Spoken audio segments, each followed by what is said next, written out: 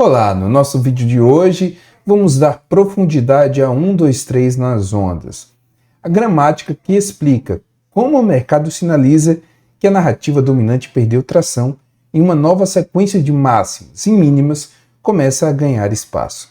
Vamos tratar do porquê e de como reconhecer a parte aplicada que fica para a seção prática quando você levará essa leitura diretamente para o gráfico. Pense no preço como uma história contada em capítulos curtos, como o avanço, respiro, tentativa de continuação.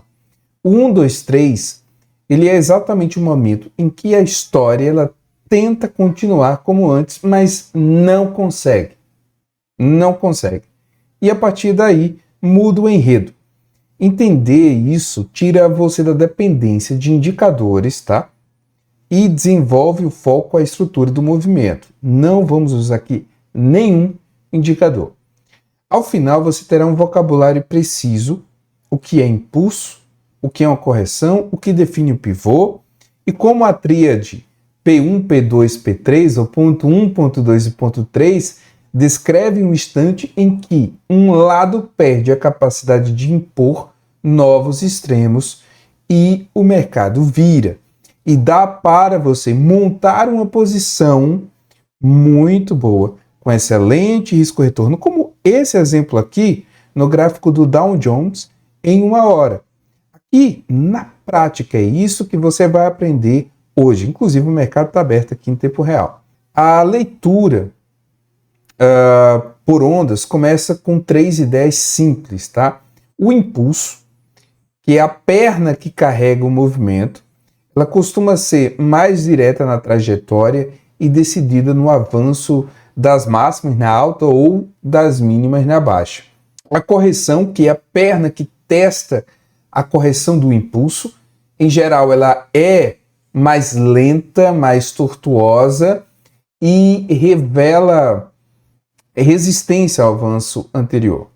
E o pivô, que é o ponto de inflexão, onde uma perna cede lugar a outra, o topo quando o avanço de alta, né, perde fôlego, ou o fundo quando a queda deixa de progredir. Nesse caso, nós temos um pivô de alta, nós temos uma reversão de baixa para alta, com ponto de entrada nesse ponto reversivo e a mínima do P3, como a gente mencionou. Mas vamos chegar lá. Vamos com calma e você vai ver na prática como utilizar isso de uma maneira eficiente. Aí, gente, a partir daí, tudo, tá, se resume à sequência de máximas e mínimas. Uma estrutura saudável, tá, de alta, preserva topos e fundos ascendentes, e uma de baixa é evidente que preserva topos e fundos descendentes.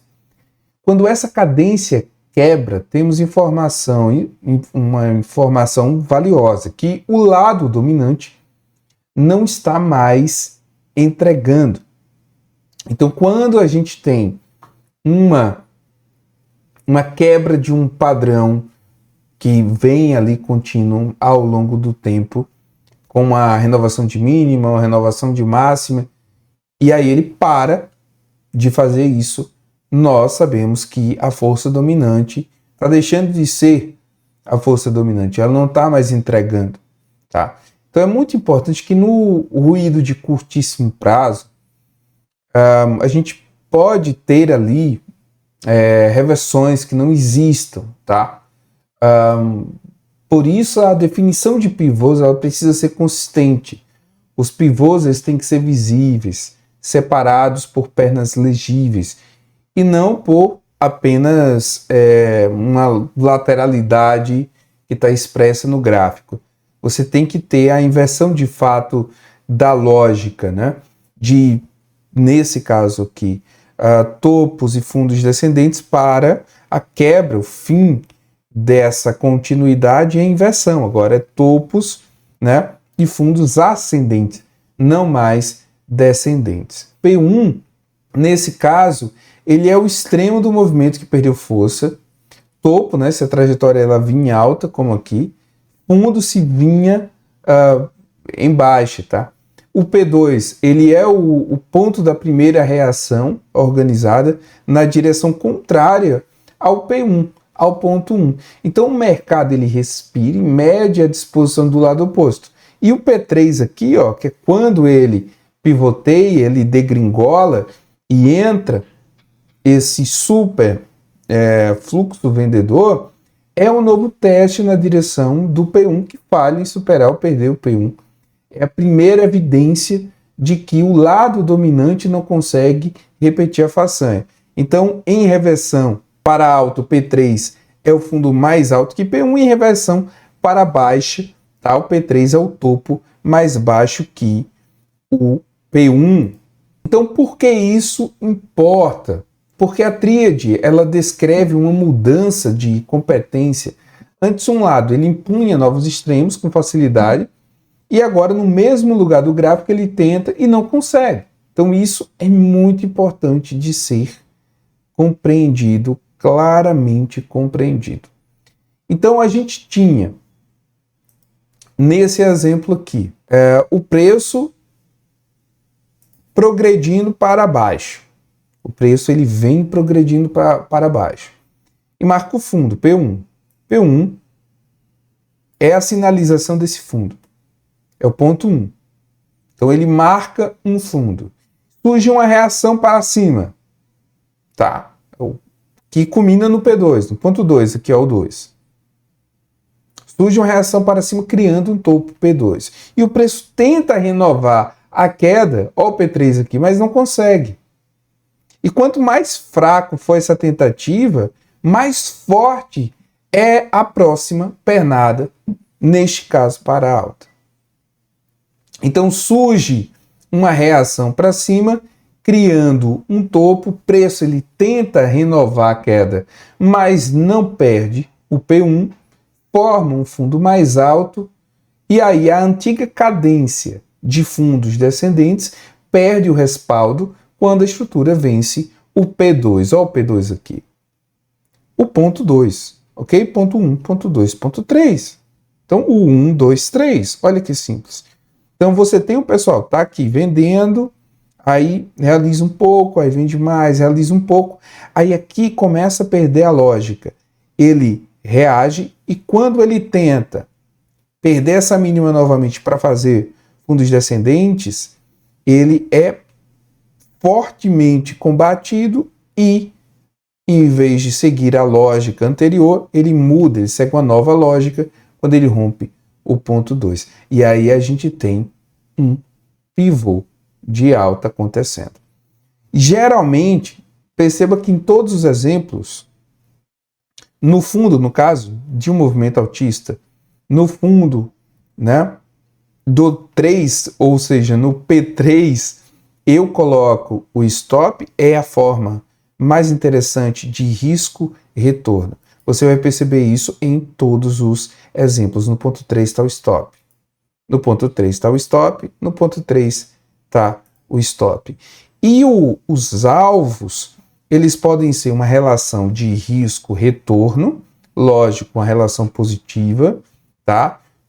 Tentando buscar ali pelo menos 2:1, ou topo, fundo de relevância, né, no passado gráfico. Vamos evidenciar novamente. Reversão de baixa, neste caso, para deixar mais claro, para alta, tá?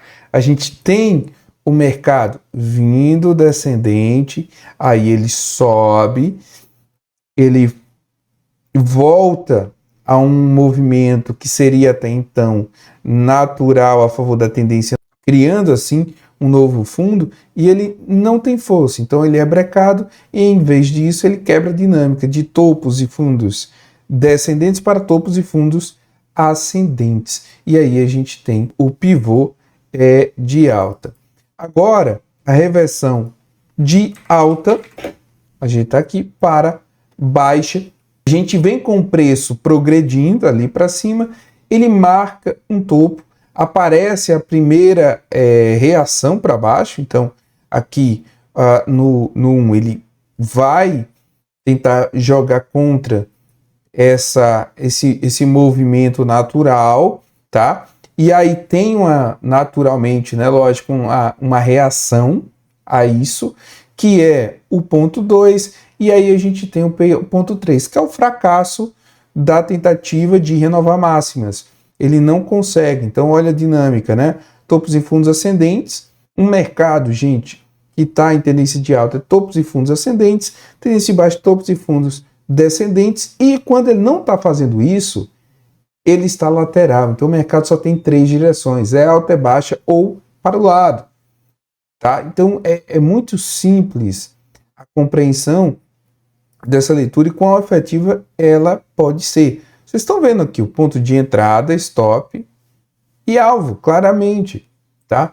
Variando, lógico, o retorno pela amplitude do movimento. Então, a gente tem uma cadência alterando a sua dinâmica. E aí, o P1, né, topo da alta, P2, o fundo da primeira reação, P3, o topo mais baixo, respeitando o P1. E ao perder o P2, a antiga lógica de topos ascendentes deixa de se sustentar. Tá? A leitura, inclusive, aponta perda de ímpeto comprador e recuperação do protagonismo vendedor. Olha como essa lógica difere da reversão de baixa para alta. O P1 ele é o fundo de queda, P2 ele é o topo da primeira reação, P3 o fundo mais alto, respeitando o P1. Ao superar P2, simples assim, a antiga lógica de fundos descendentes perde coerência. Então, entrada em P2, stop em P3 e o alvo, um risco retorno positivo ou topo e fundo de importância do movimento anterior. Entendeu, gente? Então, o que acontece? O padrão ele não prevê, ele registra que a competência de continuar mudou de mãos em horizontes diferentes. Então, isso pode ser tanto o início de um novo regime, quanto apenas a respiração antes de seguir adiante, daí a importância do contexto, tá? Então, 1, 2, 3, ele não é só um capítulo de reversão dentro de uma tendência. Correções organizadas, elas frequentemente exibem um 1, 2, 3 menor, que serve de ponte para a retomada do movimento maior. Mas pense assim, a tendência de alta anda, corrige, teste, volta a andar. No meio desse processo 1, 2, 3 local sinaliza que a correção perdeu tração e a estrutura maior recuperou a cadência de topos e fundos ascendentes. Essa repetição em múltiplas escalas é a fractalidade do mercado, tá? O mesmo padrão se aninha dentro de um movimento mais amplo, tá? É por isso que leituras de curto e longo prazo às vezes parecem discordar, mas elas pertencem a escalas diferentes da mesma história. Então, quando você está trabalhando em um time frame para o swing ali de 4 horas, dá uma olhada no diário, observa no diário a estrutura principal e vê no 4 horas a oportunidade, tá, de você continuar um movimento, talvez no diário, no 4 horas, em um excelente risco-retorno. Então, você trabalhar, ao mesmo tempo que no day trade você pode pegar lá o gráfico de 1 hora para 15, ou se você está fazendo scalping, ali o gráfico de 15 minutos para 1 minuto, não importa, a dinâmica é a mesma. Você tem que entender onde encaixa, ou seja, essa repetição em múltiplas escalas é a fractalidade do mercado, tá? O mesmo padrão ele se aninha dentro de movimentos mais amplos.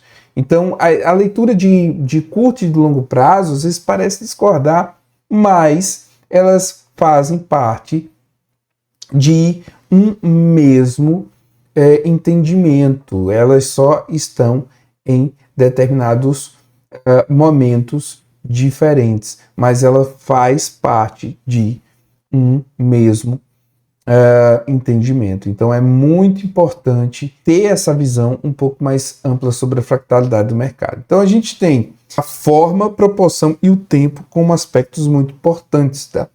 Os pivôs claros, né, e destacados por pernas identificáveis são os melhores, lógico. Impulsos tendem a ser mais lineares, correções mais irregulares, tá? Então quando você vê o preço ele vindo super claro e sucinto, ele está no direcional. Quando ele começa a falhar, ele começa a exibir uma correção ou a necessidade corretiva ali começa a ser tatuada. Então você tem pivôs claros destacados por pernas identificáveis, os impulsos eles tendem a ser mais lineares, correções mais irregulares, baixa sobreposição também entre pernas, melhora a leitura, muita sobreposição, ela sugere uma lateralidade disfarçada, então cuidado com isso. E outra coisa, tá, gente? A posição do P3, isso é muito importante, a posição do P3 conta a história da defesa. Quanto mais distante, mais fácil a capacidade dela continuar o que foi iniciado aqui. Então você tem a parada, a tentativa, a busca ali pela continuidade da narrativa anterior fracassada, e aí o mercado acaba dando respaldo à parada e primeiro impulso. É uma dinâmica e uma lógica que mostra uma simetria razoável. E a perna de reação e a de retomada, gente, tornam o desenho mais coerente. Então, simetrias extremas, assim, frequentemente apontam algum tipo de indecisão, exaustão. Então, busquem simetrias que sejam mais harmônicas. Outro ponto muito importante é o tempo, a dimensão, né, ali, temporal, correções que consomem tempo sem grande avanço em preço costumam indicar desgaste do lado dominante anterior. Com retomadas rápidas após um P3 bem marcado contam a história de convicção do lado que tenta instaurar uma nova sequência. E vamos citar esse caso aqui que eu achei bem interessante, da força que foi o movimento de baixa, né? Ele marca ali claramente um P3 decidido e o rompimento ele é logo súbito e evidencia claramente um direcional bem convicto. Então, após um P3 bem marcado, a gente tem que ter uma reação clara de que aquele pivotamento ele é de fato algo que veio para ficar. Ele tem que ser volumoso, ele tem que ter bastante clareza, poucos pavis, ou os próximos candles que vêm após ele tem que demonstrar essa continuidade, esse interesse por uma continuidade. Então esses critérios eles não são gatilhos, né? São critérios de legibilidade, né? Para você conseguir ler de uma forma mais interessante. É um filtro, né? Eles aumentam a confiança de que o que você vê é realmente 1, 2, 3 funcional e não um zigue-zague qualquer, um movimento lateral maior, sei lá, entendeu? É a força do movimento em si. Então, em tendência, gente, o 1, 2, 3 costuma ser limpo. Os impulsos, né, eles têm direção, as correções falam a mesma língua e os pivôs se deixam ver. Em lateralidade, 1, 2, 3 aparece com alta frequência, mas muitas vezes escreve apenas oscilações internas, né? Pequenas viradas que não redefinem a estrutura maior. Por isso é bom você acompanhar um time frame um pouco mais velho em relação àquele que você está no operacional, tá? E em descontinuidades, tá? Os gaps soltos de preço, tal, a leitura por onda sofre. Também é uma questão, tá? Para ficar atento. A quebra de continuidade que podem deslocar pivôs aparentes e criar falsas leituras de P2 ou P3, né? O ponto 2 e o ponto 3. Então, saber em qual regime você está não muda a definição do 2-3, mais muda a expectativa sobre a estrutura e como ela tende a representar o início de uma perna relevante, expiração curta ou apenas um ruído contextual, podemos falar assim. Então, gente, o P3 que ultrapassa P1, a premissa do teste que falha cai por terra e não é um 2-3, né? O P2 mal definido, quando a primeira reação é fragmentada com micropivôs sequenciais, a marcação do P2 fica ambígua e o padrão também perde a nitidez. E o duplo P3, né, duas tentativas de virar em sequências, contra uma disputa prolongada pelo controle das máximas e mínimas também, é estruturalmente válido até, mas mais difícil de entender, de interpretar-se em contexto maior. Tá? Então, atenção ao duplo P3 que ocorre pode ser até válido, mas dificulta um pouco as coisas, a segurança, né, em relação a, ok, é um P3 válido, mas sim, é. E pernas muito verticais também costumam esgotar energia rapidamente. Isso pode, né, gerar viradas efêmeras ali, que não sustentam a nova sequência.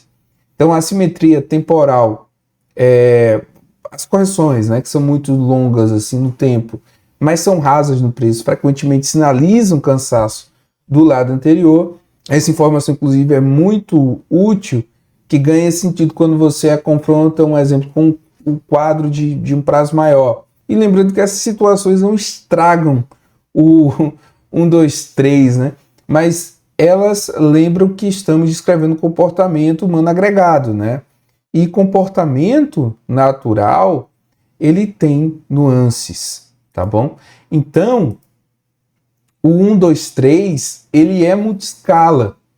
Ele é um padrão claro em um horizonte que pode ser apenas um detalhe dentro de uma perna maior em outra. Então hoje você ganhou um mapa mental, correção pivô, P1, P2, P3, mudança de competência, qualidade de forma, proporção e tempo, né? Impacto do regime e as armadilhas de ambiguidade. Quer dizer, na prática, você vai aprender aplicando. Tá? Então aqui, no caso do gráfico de 1 hora do Dow Jones, nós temos no P3 nosso stop, no P2 nossa entrada, né, que se estende numa razão de risco positiva, ou seja, 2-1, 3-1, ou nesse caso seria um topo anterior, caso não tenha um topo anterior, uma razão de risco que você acha aceitável perante a volatilidade do movimento. Nesse outro exemplo, na libra esterlina, no gráfico de 15 minutos, nós temos P1, P2, P3, o stop no P3, a entrada no P2, tá bom? Nesse rompimento. E o nosso objetivo num topo anterior, como foi mencionado, um risco retorno de 3-1, interessante, né? O SHA-USD no gráfico de 4 horas, aqui um swing também, nós temos um stop no P3, uma entrada no P2 em um movimento ainda em formação de alta. No dólar com iene, gráfico de 30 minutos de baixa, um risco-retorno bem interessante. Esse risco-retorno, sendo no fundo, ele poderia buscar claramente uns 4,5, né, para 1 aí. É uma entrada muito interessante também. P1, P2, P3, o mercado marcou claramente, né, claramente essa baixa, né?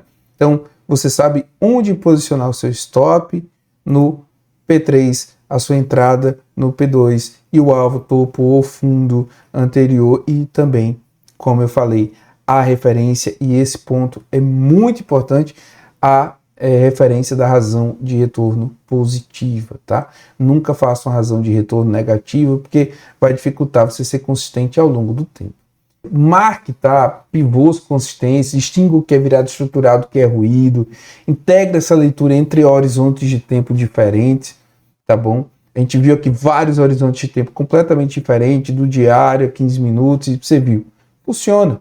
E com esse repertório teórico, né, junto com a prática que eu mencionei, todos os exemplos que a gente trata aqui são exemplos práticos, com entrada, com stop e com alvo. Então, esse repertório, com uma sessão prática, vai te dar condições de você deixar a tentativa e erro e passar a fazer algo mais consistente, mais coerente. É aí que a leitura por ondas deixa de ser abstrata, né?